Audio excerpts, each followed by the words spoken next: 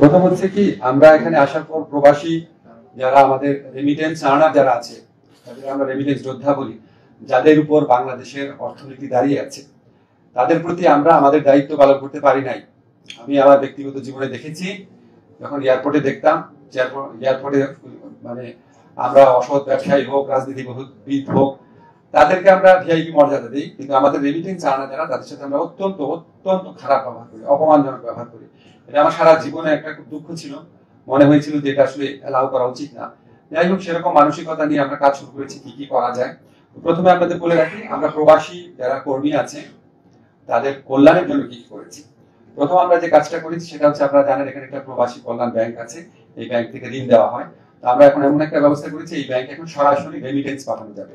এই ব্যাংক থেকে যারা ঋণ নিতেন তারা আগে রেমিটেন্স পাঠাতে পারতেন না, এখন রেমিটেন্স পাঠাতে পারবেন। রেমিটেন্স পাঠানোর মাধ্যমে সরাসরি তাদের ঋণ পরিশোধ করতে পারবেন। এই ব্যবস্থাটা সম্ভব হয়েছে। এখানে সিটি ব্যাংক নামে একটা বেসরকারি ব্যাংক আছে, তারা আমাদেরকে অনেক হেল্প করেছে।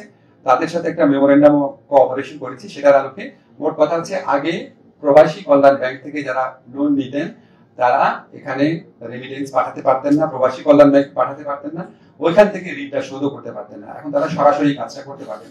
এটাতে ওনাদের ভোগান্তি কমবে এবং রেমিটেন্সের প্রবাহ বাড়বে বলে আমরা বিশ্বাস করি।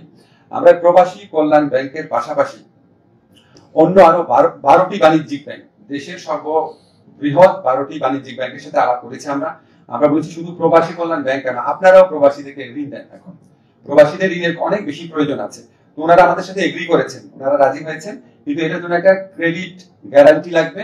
এটা বাংলাদেশ ব্যাংকের সাথে আমাদের যে সচিব মহোদয় আছেন উনি কথা বলেছেন, বাংলাদেশ ব্যাংকের গভর্নর আছেন, উনি অত্যন্ত হেল্পফুল।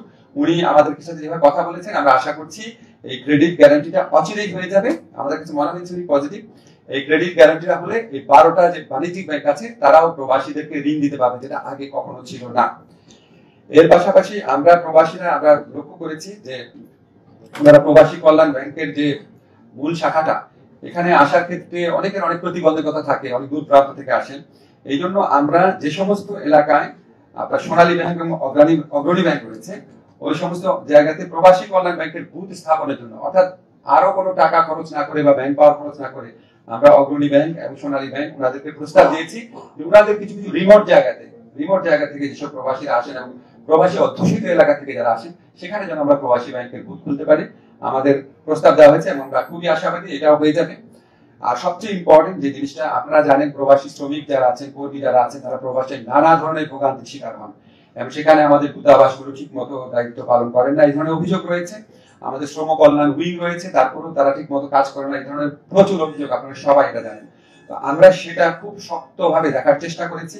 আমরা এই দূতাবাস সময় এই শ্রম কল্যাণ উইংকে আমরা ফর্ম ছাপিয়ে পাঠিয়ে দিচ্ছি যে এখন থেকে তাদের ওখানে কতগুলা কমপ্লেইন আসলো, কে কমপ্লেইন করলো, কমপ্লেইন যে করেছে ওনার ফোন নাম্বার কি, নাম কি, এবং ওই কমপ্লেইনের ব্যাপারে উনি কি ব্যবস্থা নিয়েছেন, এটা আমাদেরকে নিয়মিতভাবে রিপোর্ট করবেন। এবং এখান থেকে আমরা সরাসরি ওইখানে যে উল্লেখিত অভিযোগকারীর নাম এবং ফোন নাম্বার থাকবে, সবগুলো তো চেক করতে পারবো না, সেগুলো আমরা দৈব জয়ন্তী থেকে চেক করে দেখবো যে ওনারা সত্যি ফাংশন করছেন নাকি। এবং আমি আপনাদের মাধ্যমে এই বার্তা দিতে চাই, যদি আমাদের প্রবাসী কল্যাণ উইংয়ে কেউ ঠিক মতো দায়িত্ব পালন না করে, একদম আমাদের প্রবাসী ভাইদের জন্য সেবামূলক কল্যাণমূলক সেবকের মতো ভূমিকা না নিয়ে কাজ করেন, দরকার হলে আমরা সেখানে পরিবর্তন আনবো। এই ব্যাপারে আমরা কোনো রকম ছাড় দিব না।